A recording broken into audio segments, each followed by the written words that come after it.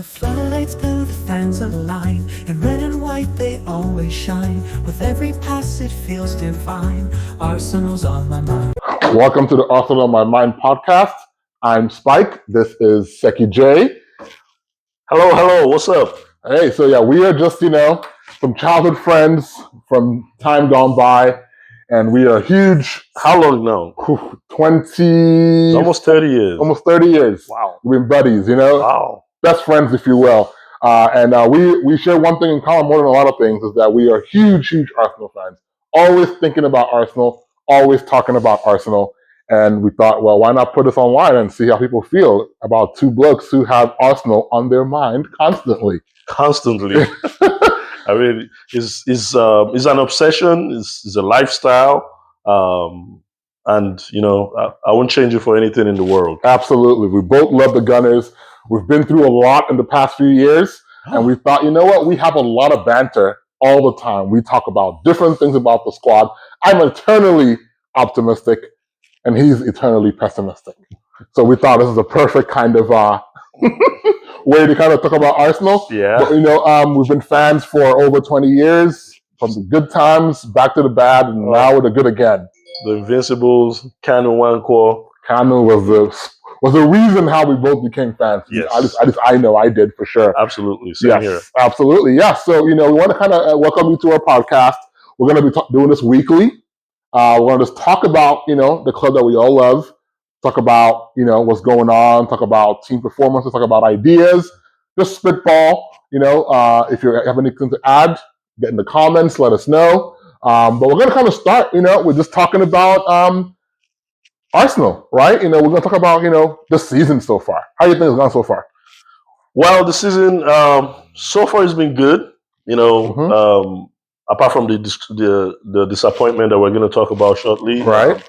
But I think we've started pretty strongly. I mean, the defense we've played. We're 3 games in now, and we've just conceded just one goal. Just one goal. So so far, I'm a bit frustrated of the 2 points dropped, but so far so good. Yeah. And I mean, as far as the goals thing, I mean, Liverpool have also had no goals conceded. We've had one, and ours was because we were 10 men, and for Gabriel, but whatever, But Liverpool have looked good. Now, my thing is, we've looked good. We've won 2 games in reality, 3 when you think about it, but 2, and we've looked good without looking amazing. That's true. We've not looked like the Arsenal of last season yet. That's true. I mean, because we know if we were in top form already, like last season, both of those, the Aston Villa game and the Wolves game, would have been 3-4-5-0. That's true. Because when we attack teams like that, we blow them away. What comes to mind is last year when we destroyed Newcastle. Yes. That was just an example of when we're on. I mean, last year, some of the results last year shocked me. Mm-hmm. The goal scoring prowess of the team. I didn't see it coming. Yeah. And this season, I'll be surprised if I see a 7-0 or a 7-2. I think Mikel is almost preparing us for that by not buying a striker. Right? Yes. He's like, we know we can score goals. Now we just want to smother teams into submission. Exactly. And this is why I think this is probably a more pragmatic approach, because everyone talks about our depth, right? We don't have enough strikers. We should have bought number 9. But when you think about it, there's only one number 9 in Man City. Only one striker at right Man now, City. yeah. That's they true. didn't buy anybody. Yeah, and nobody was beating down their door to replace Alvarez. Well, but I mean, they have Haaland. Yes, but we have a striker that's playing well in Havertz, right? No Haaland. No, I'm not saying he's Haaland. Okay. I'm saying it's like, our concern is not we need to replace Havertz. Mm-hmm. We need to have a backup to Havertz. True. Which we're doing in Jesus. Right? But on Man City's side, Havertz gets one injury. They don't have a top 9. They're going to start playing false 9 again. Yeah, but you remember, they won the league playing false 9. Well, I'm just saying. That nobody panicked for Man City. Yes. So we shouldn't panic for Arsenal. Well, we are not Man City. Well, you see, Man City, they're operating from a position of comfort, And muscle memory. And muscle memory, exactly. They've been there, done that. For us, is different. We have to prove ourselves first. Right. By bringing home a trophy. True. Then we can start think tanking with the team and being all fancy. So we don't have that luxury. Right. You know, Right. Mhm. So that's I think that's a good segue into talking about the Brighton game. the Brighton game. The Brighton game. I mean, so okay. Here's what won't be popular opinion. I think that the Declan Rice red card Mhm. was deserved, but I don't think it was fair. Okay. But it was deserved, meaning I think that he shouldn't have put himself in that position in the first place. Okay. But to play devil's advocate, the only reason he kicked that ball away was because Veltman, I think it was Veltman, whoever the defender was on Brighton, It was Veltman. he accidentally kicked the ball forward when trying to take a free kick, and it hit Declan in the heel. Mhm. And then Declan then flicked the ball away. Everyone leaves. I watched the guys on Sky and BBC, and they leave off that part. I'm like, the ball. If you go by the letter of the law, Mhm. what Veltman did was he put the ball down, he accidentally kicked the ball forward. Mhm. The ball hit Declan, Mhm. then Declan flicked it away. Okay. In reality, the kick is now being taken from the spot of the foul. Okay. So why give him a yellow card? Okay. Yeah. I mean, I see it very differently, and I'll tell you why. Mm-hmm. I think it's poor refereeing. I agree, because he didn't give the original card to A couple of seasons ago, Mhm. Declan Rice was in West Ham. We were playing West Ham, and this same thing happened. Exactly this same thing, right? And Declan Rice, and it was the same Referee? Mr. Kavanagh. Really? Okay, interesting. Some good research there. Yes, and Declan Rice did something like that in wasting time. Kick the ball away or something, and he didn't even get a talking to. Okay, so to that point, I'll tell you this. To that point, is that apparently this season, the PMGOL, whatever they're called, told all teams and players that would be automatic yellow card this season.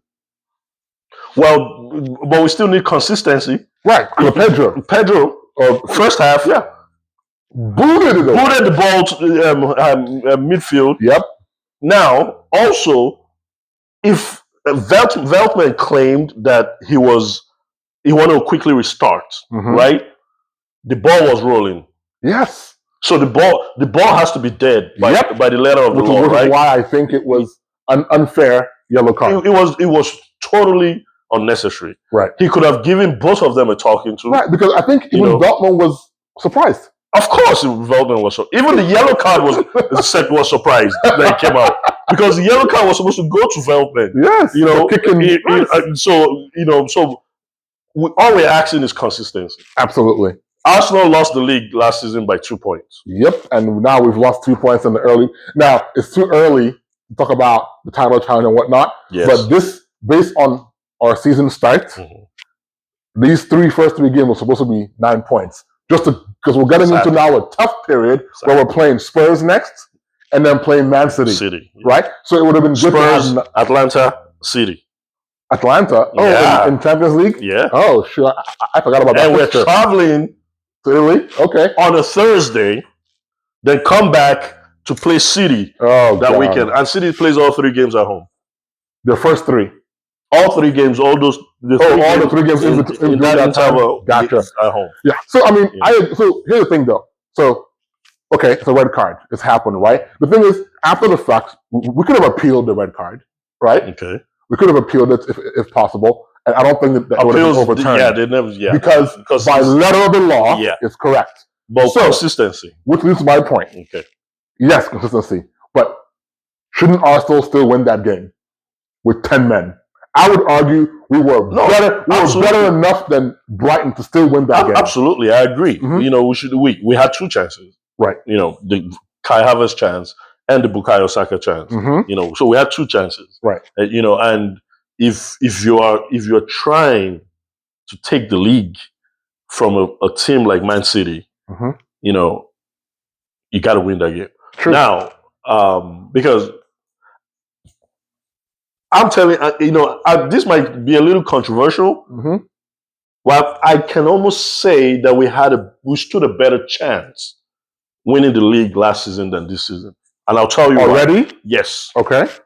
Last season, Haaland wasn't playing well. True. He wasn't scoring goals. Mm-hmm. And when Haaland is Haaland, that guy can drop 40, 50 goals in a season. True. That alone can power any team. Right. So I agree with you, Mm-hmm. but here's my point. Yeah, okay. I don't. It's kind of weird. I don't think anybody will agree to this, but I think it's weird that City, to me, look more vulnerable this season. Maybe it's because Rodri isn't back yet. Maybe that's part of it. Oh, absolutely. But every game they've played, in certain parts of the game, I see the other team. I mean, West Ham took the game to City. Well, you just made another point. Right. City has won all 3 games Without Rodri. But doesn't face anybody that good. Last season, mm-hmm. the 3 games they didn't have Rodri, They lost. They lost all 3 games. It didn't matter who they were playing. True. So you see, that is to my point. And I think we'll talk about this. We'll have many more segments, of course, to talk about all this. Right. But that brings me to that my point that we probably stood a better chance last season. Okay. So are you saying that because of form or because you don't think the squad is good enough? Because I think we're weaker than last season as a squad. Well, less depth anyway. I think that just takes us right in. Let's look at the transfer window. Right. What do you guys think about the transfer window?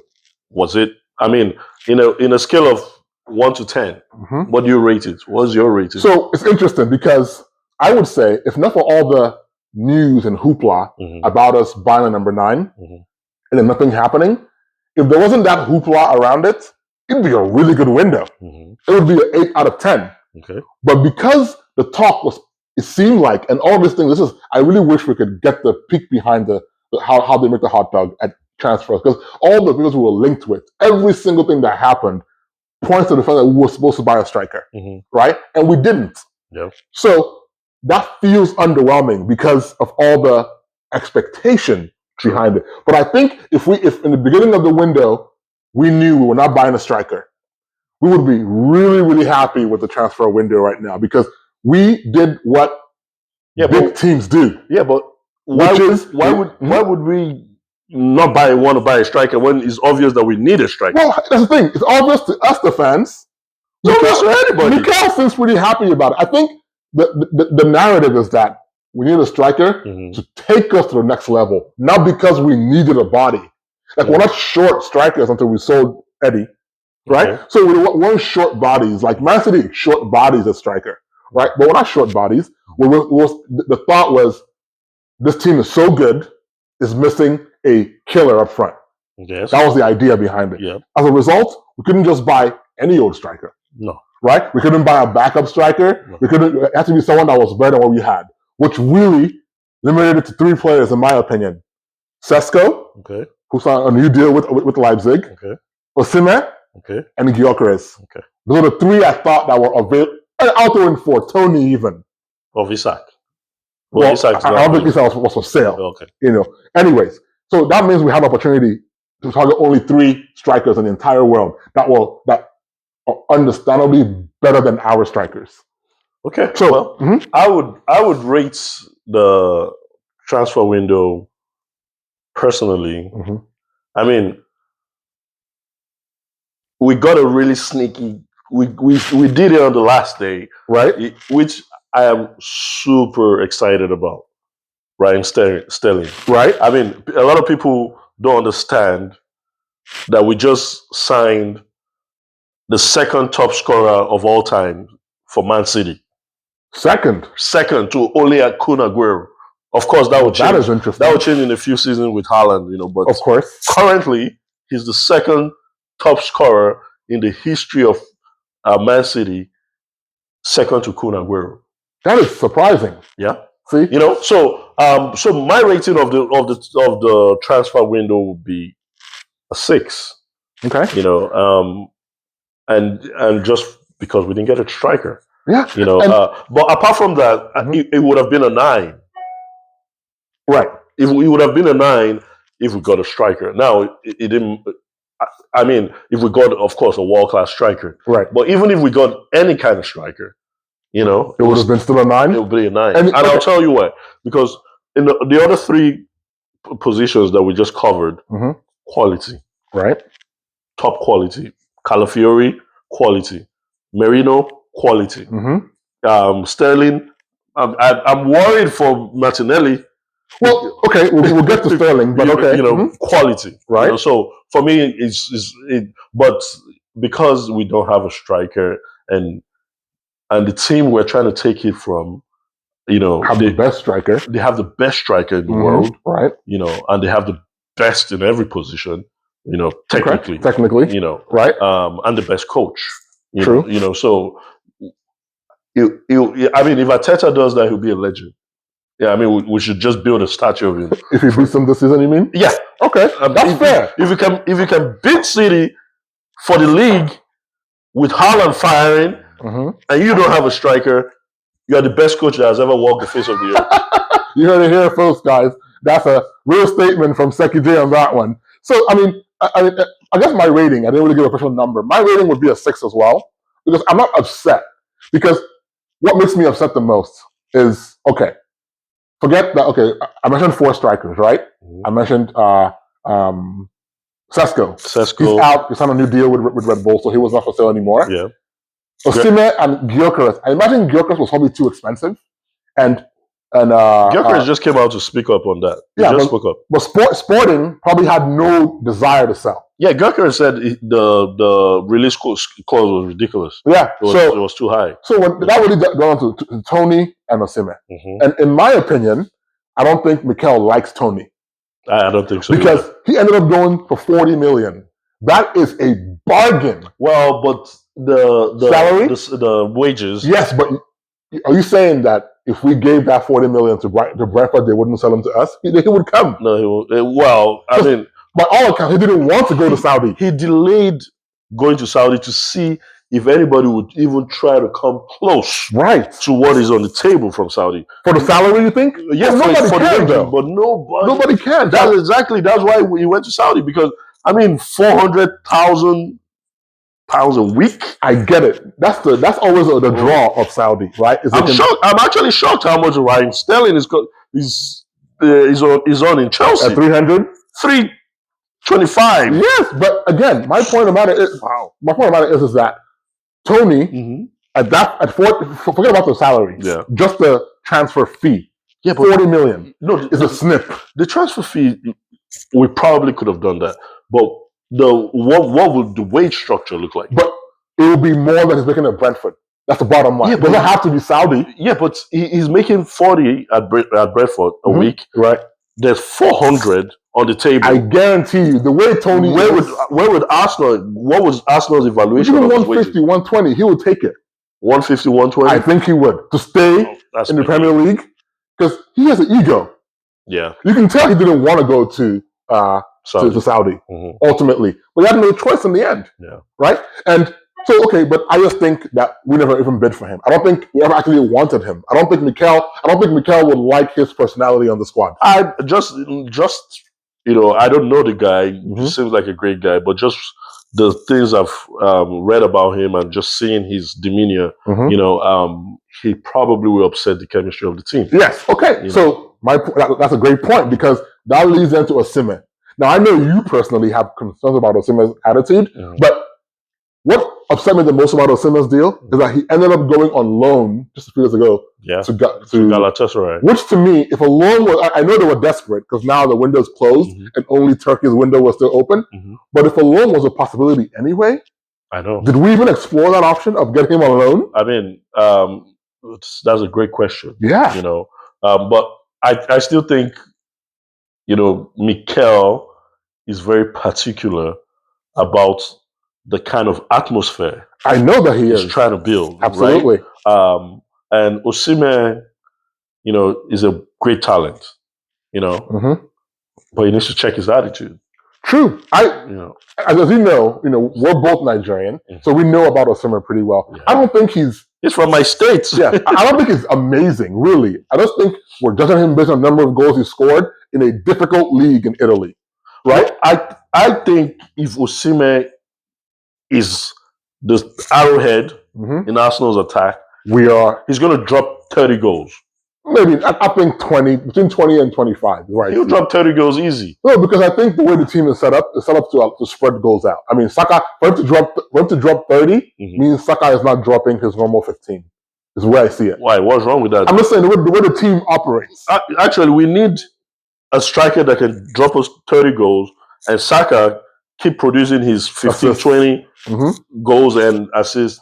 And Sterling, he's done it before, right? Consistently. Okay. Give us, because as far as I'm concerned, Sterling is my starter on the left. Okay, so I actually don't know this, but is Sterling right-footed or left-footed?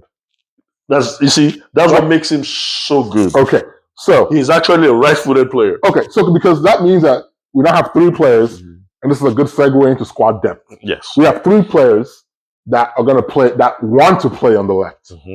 Martinelli, Trossard, and now Sterling. Well, and still only one on the right. Sterling can play on both sides. I know he can play on both sides. I know, but he majority, when he was in Man City, he played mostly on the right, if I'm not mistaken. Okay, okay. And those his goals productions came from the right. Gotcha. So he can play both sides. Historically, I've not been a huge fan of Sterling, right? I mean, there obviously must be something there, because now he has completed the mega square of the top 4 English teams in Man City, Liverpool, Chelsea. Only Man U is missing from his resume, right? So these teams are obviously seeing something in this guy.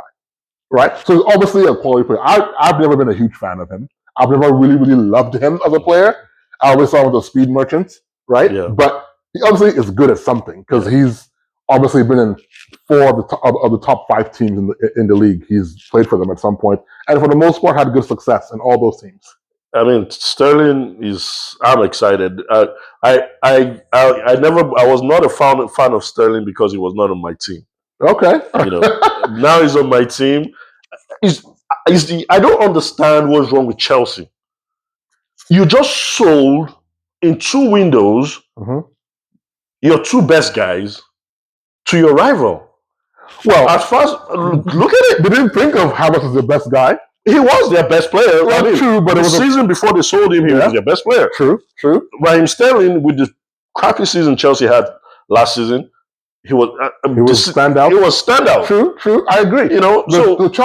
This Chelsea's strategy is. I mean, this is not a Chelsea podcast, right? But their strategy is mind blowing. But it's really a young revolution. They don't want any players over 25. Is what it boils down to. Thank you very much. I'll take him. Yeah. So as far as the deal of getting Sterling, to me, that deal is an 8 or 9. Right? Oh, absolutely. Right? Just getting him at a snip and not paying his full salary. You're paying $100,000 a week. Yeah. So I get that. Absolutely. And in a land where we needed that depth on wing or forward, I'll call it from wing, but forward, I'll take that. Right? So, but my concern with this window and the squad depth is, if we knew we were going to send Vieira on loan, why did we sell Smith Rowe?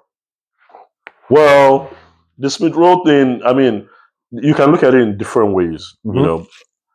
He's a homegrown, pure profit. Right. We needed to, balance the books. The PFF, and all those, rules. Right. So you can look at it that way.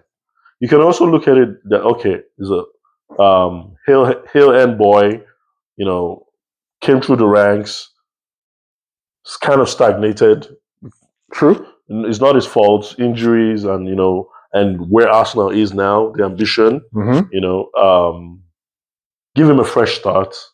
I agree with the sale on paper. Yeah, I agree with that money coming in. You sell him, but I thought, his path to the first team was blocked. I thought because I just thought Mikel preferred Vieira over him to back up Odegaard. Yeah, is the way I saw it. Yeah, but without him and without Vieira, who is backing up Odegaard? Now I know personally, privately, we've discussed who it should be, but in reality, on paper, there's no backup to Odegaard.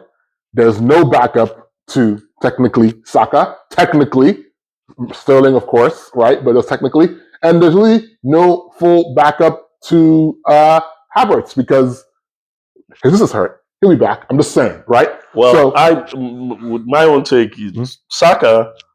We have Sterling. Saka has backup. All right, it's fine. He has backup. Sterling can back him up. Jesus can back him up. on the right. Right. On the left, Martinelli, Trossard. Sterling can also, of course, jump in there. Mm-hmm. Up front, Havertz is there. Jesus. Sterling. True. Right. I mean, Martinelli. I think that ship is sailed with him as a striker. Trossard. So we can we can play around with it for sure. But Odegaard. You heard this here first, world people. Zinchenko. You said put him in there. Zinchenko as a backup to Odegaard. Yes. So here's the thing. When I heard this from Seki, earlier, I agreed because early on in Zinchenko's career, he was an attacker in midfield. Absolutely. It was Pep that turned him into a left back. Yep. Right? So I know he can do it. Yep. Well, is Mikel thinking the same thing is the real question, right? Is Mikel really thinking? Because I think in hearing some fans talk and reading some articles, everyone is thinking that Mikel did all that because he expects Waneri to play. Yes. As a backup to Odegaard. Now, he's 17, and I think I heard the boys on AFTV mention this in one of their podcasts, that, we want to blood him and make him a player for Arsenal, but if we are down in a game and Odegaard is hurt, can Waneri be the one you bring on to keep? I mean, in a game we're leading, sure. Well, you see, and even Zinchenko. Yeah. In a game we're leading, they're both fine to replace Odegaard. In a game we need a goal, though, neither of them, I think, are good enough to provide what Odegaard can provide. Not exactly, but let's throw them in that situation. You see, because let's be bold. Because look at last season. Man City, they were down because I can't even remember who they were playing, and Pep brought on Bob. I knew you were going to talk about Bob. And Bob came and scored 2 goals or what, and they won the game. Yeah. So what I'm saying is, we shouldn't panic. I'm not panicking. One area is there, he can cover.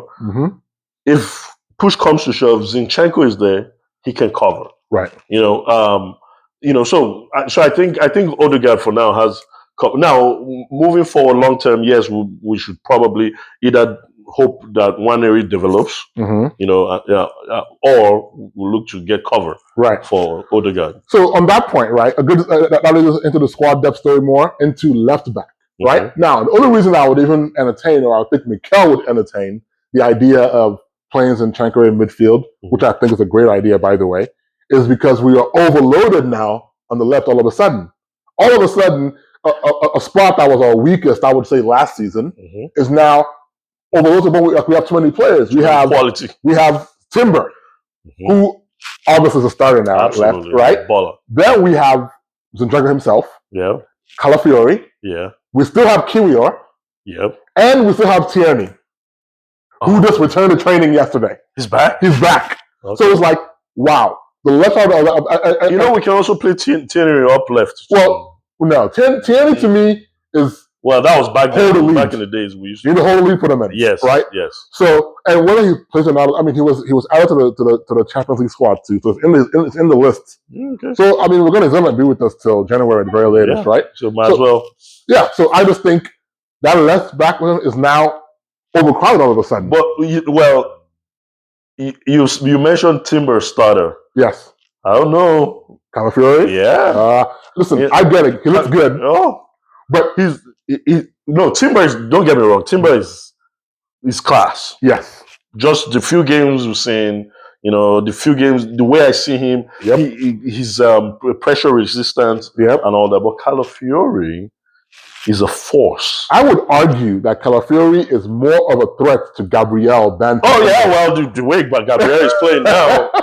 Well, I mean, because if Gabriel does not, if we don't see the Gabriel of last season, then he's going to lose his spot. And the thing is, even the Gabriel of last season, I'll keep it real, another unpopular opinion, right? The thing is, the gap between Saliba and Gabriel is far greater than the gap between Gabriel and Kiwior and Calafiori. That's my point. It's like Gabriel isn't as good. He's only as good because he has Saliba, I think. He can be rash because he has Saliba. Case in point, that goal against Brighton. I think he doesn't give it his all because Saliba is right there too. Yeah. He's thinking Saliba to work magic. Yeah. You know? So Gabriel's a good defender. But to be honest, I think Calafiori, and I haven't seen a lot of Calafiori, but if Calafiori is sitting on the bench and thinking, where am I going to get minutes? He's looking and saying, Gabriel, not Timber. Well, you have a point. Yeah. I mean, that's a good point. Yeah. But, we'll never, the thing is, defensively, we're stacked.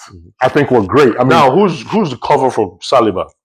Well, that's the thing, right? So technically, you have Timber that can play. I mean, he started at right center back. Tomiyasu can play there. Tommy can play there. White can go there. Play there. Technically, and I'm not a fan of it, but you can still play two left-footed center backs. They're not going to kill you. Yeah. If you play Gabriel and Calafiori, so what, right? Yeah. I mean, I think Arsenal and Man City and a few of the teams are obsessed with the idea of a left-footed center back playing the left side and right on the right side, right? Yeah. Many teams in the Premier League don't even bother with it. They just play whoever's available, right? So I think that the defensive side of the ball, we have Tommy coming back from injury.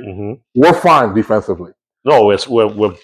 Midfield now is where Merino's injury is a real bummer. Yeah. Because if he's not injured, we're talking about him debuting against Spurs now. Yeah, so unlucky. I mean, the club couldn't have seen that coming. Of course not. I hope he recovers fast. It's a shoulder injury, so I'm not worried about it. Worst case scenario, you get injections and play, right? Yeah. But that's basically, I mean, I hope this is not a sign of things to come. Because the Premier League, this is the Premier League. Gabriel injured him. Yeah, that's what I'm saying. If Gabriel can be breaking his bones in practice, then that's just preparing him for the main course. Right. The Premier League is not La Liga. I agree. Okay. Shoulder injuries to me, shoulder and arm injuries, I don't think are indication of a player's durability. Because it's all about how you fall, right? Well, how you fall is what causes it, and that's as long as there's no leg, muscle, bone injuries in the leg, I'm okay with the player. So I think it'll be fine. And in all fairness, Mikel has said he's attending every team meeting. Yep, he was there at the stadium against Brighton. So they are integrating him as much as possible without him playing on the field, which is a smart use of the time. Absolutely. So he's getting the Arsenal orientation. Basically. He is, for sure. By the time he comes back, he'll be ready to go. So with that injury of him being injured, that means we're looking at Jorginho playing against Spurs. Yeah, how you feel about that? It's going to be Jorginho and Partey. And Partey. Is an opportunity for Jorginho to redeem himself. Well, he hasn't anything bad. No. He did on the Spurs game. Last season. Okay.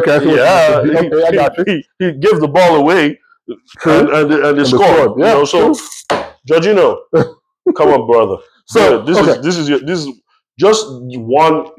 Our react is one job. No mistakes. No, not just no mistakes. Redeem yourself against Spurs. Okay, so that brings a good point about again squad depth and overall strategy, right? I'm not a fan of how Mikel has been using Rice this season so far. Yeah. Really high up. I think Rice does his best work in the middle of the park. And don't get me wrong, Partey is playing really well there. And Partey is not as mobile, right? Right. So he's better. He plays the anchor. So I don't think we should swap them. Yeah. I'm just saying, I think Mikel is really, really trusting Timber in stepping into midfield to support Partey. Oh, absolutely. Yeah. Actually, tinkering with the team against Spurs, I would play Timber in midfield. That could work. We need to. I'll play him over Jorginho. Interesting. In midfield. Okay. It will be Timber, Partey, Odegaard.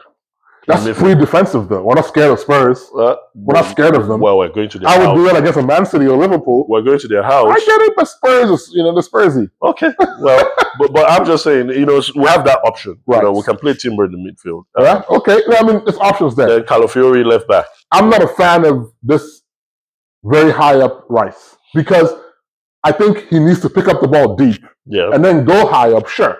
But to be positioned so high up, I'm not a huge fan of it. It's putting him. He's not getting as many touches on the ball as he used to last season. Yeah, but I'm thinking Mikel is going to revert that.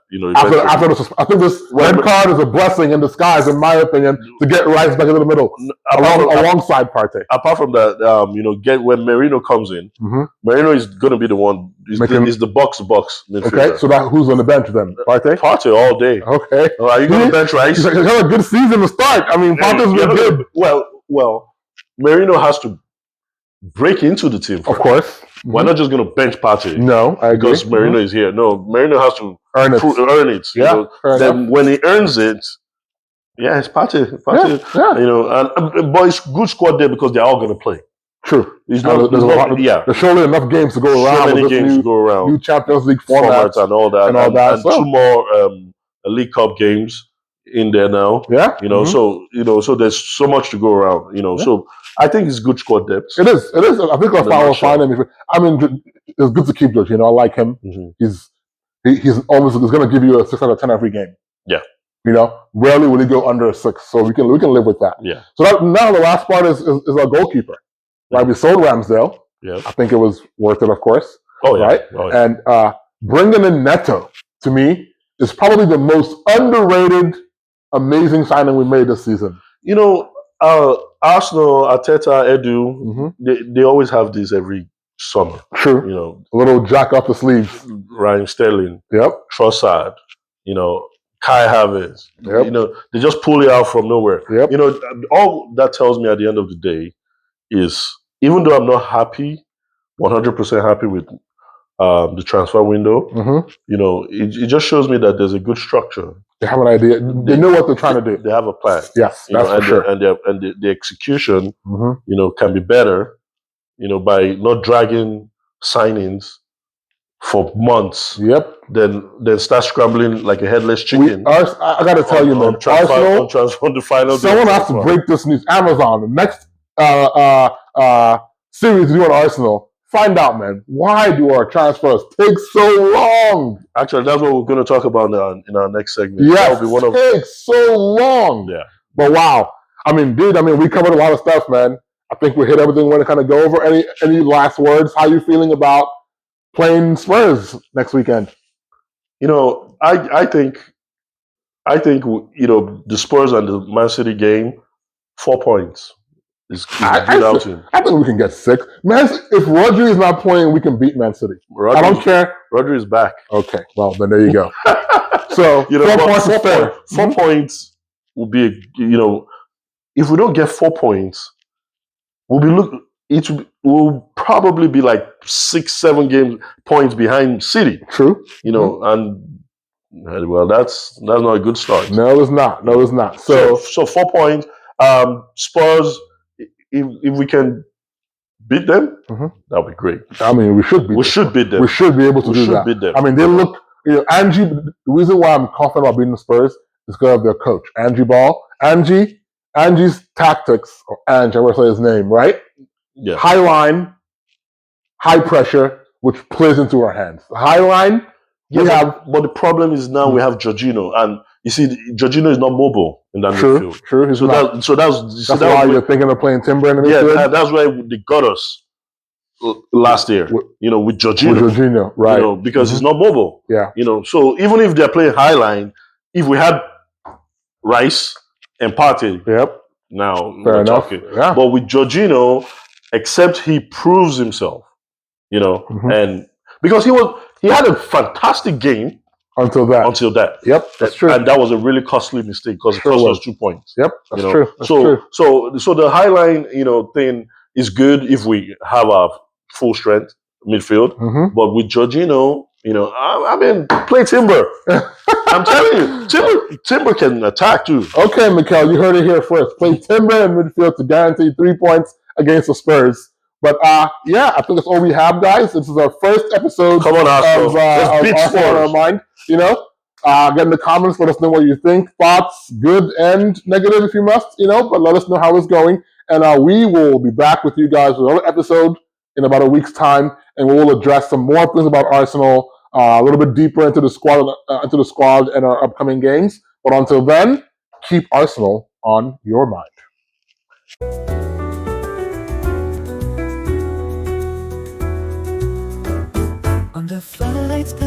fans align. In red and white they always shine. With every pass it feels divine. Arsenal's on my mind.